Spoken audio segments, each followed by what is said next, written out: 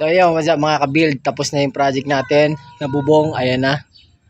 Nabubungan na yan, pati dun sa baba.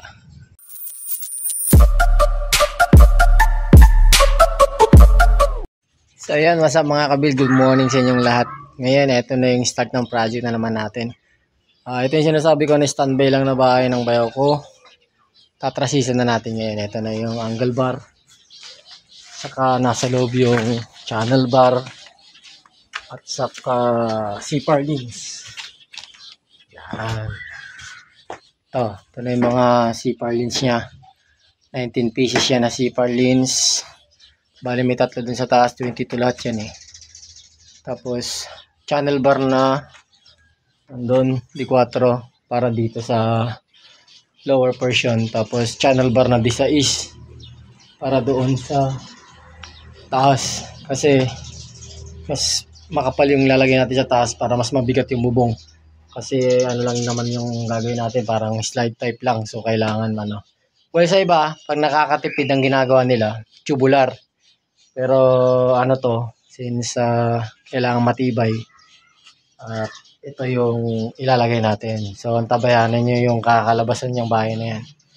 So ito yung project na ginawa ko guys, na ako lang ang skilled. Puro labor ang kasama ko. So nagawa natin itong bahay na to. Papakita ko yung mukha niya sa harap para makalaman nyo kung ano yung magiging improvement pag sakali mag-welding na tayo. Sa side, ito yung itsura niya. Yan. May vlog ko to noon sa mga YouTube vlog ko, saka Facebook. Yan. Pero more on Facebook ito lahat. Yan yung harap niya.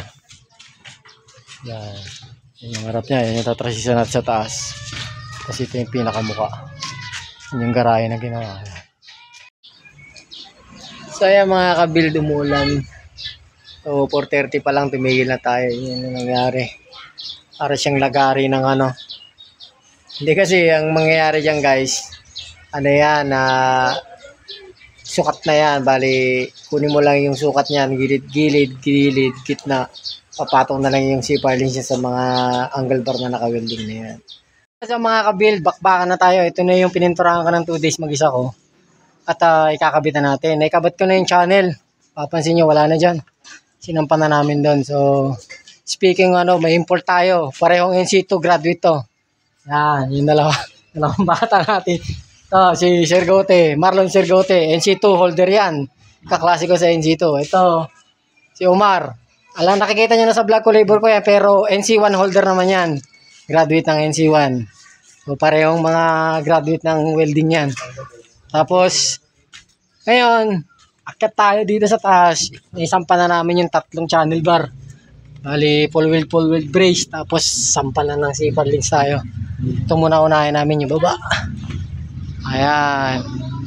Naikasa na namin yung isang channel bar doon. Isa sa middle. Isa sa side. Konting alignment lang yan. Tapos, pag na-align mo na yan, tukod-tukod brace. Dire-diretso na yan, latag na ng CPAR links. Tapos, siyempre, ano ba yung gamit natin na welding machine? Kung kayo nagtatanong, nood kayo ng first vlog ko sa YouTube. Yung mga first vlog ko doon, nandun yung welding machine na ginamit ko. Medyo masikip. Yan, dito tayo sa baba. Yung first welding machine na ginamit ko, ay hanggang ngayon buhay pa ginagamit ko. Ito, DeWalt. Yan, lagi kong pinifeature sa vlog ko yan. Marami nang kinita yan. 3.8 ang bili ko noon. Yan. DeWalt 300 amperes. Ayan. So far, binabanat ko siya sa 70-80 na rad, pero hanggang ngayon hindi pa bumibigay. So yun yung update sa ginagawa natin ngayon. So ayan mga ka-build, ito yung update ngayon. Saka yung kahapon na gawa natin. Yan na. Nagatagan na natin, may fascia board na doon. Yung fascia board niyan, iba ang pipintura natin yan kasi mababasa yan. Unlike itong mismong bubong, nakatago kaya red oxide lang binanat natin. Hanggang harap na yan. Doon, pinapabanat natin yung sa klase natin na isa. Welder nga yan na yung sito. Tapos yung sa baba, spatter lang muna. Ayan, nakabitan na rin ang fascia board sa harap. So, yun yung itsura niyan. Ayan, 2 days lang yan. Latag agad. Maling ginagawa na lang ngayon, brace, full weld, tapos ready to go na yan. So ayun mga kabuild, tapos na yung project natin. Nabubong, ayan na. Nabubungan na yan, pati dun sa baba. Hindi natin na-videoan, pero may mga some of details tayo or some of videos na under construction ng trusses na may kuha tayo dyan. Pero nung nagbububong na tayo, dahil ratratan at umulan, 3 bagyo, 4 na bagyo ang dumaan, kaya tuloy-tuloy ang ratrat natin. So hindi ko na na-videohan. So medyo natagalan tayo kasi may latag yan na net, insulation foam, at saka yero. Tignan natin yung itsura niya sa harap.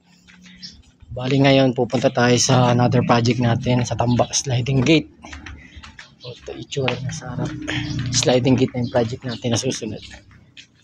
So yan, yung harap niya. Stainless gutter din niya.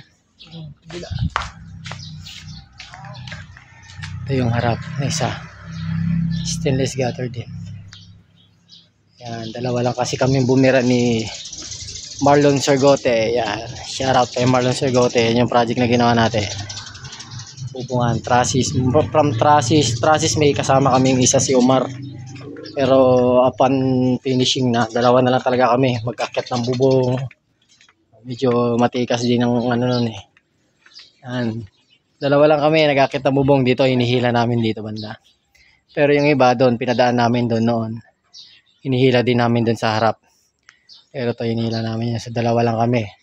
From trusses saka bubong. So kung may video pa ako na na-save din sa mga video, so tignan nyo yung under construction niya pero hindi nakuhanan yung sa bubong na. So yun, punta tayo sa another project.